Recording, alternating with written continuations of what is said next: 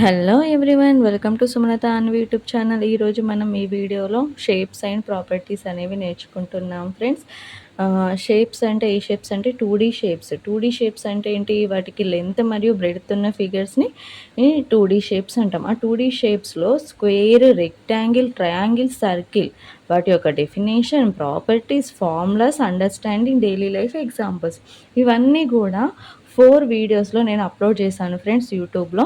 ఇవన్నీ కలిపి మీకోసం ఈ వీడియోలో కింద డిస్క్రిప్షన్లో స్క్వేర్ షేప్స్ ఎక్స్ప్లెనేషన్ అండ్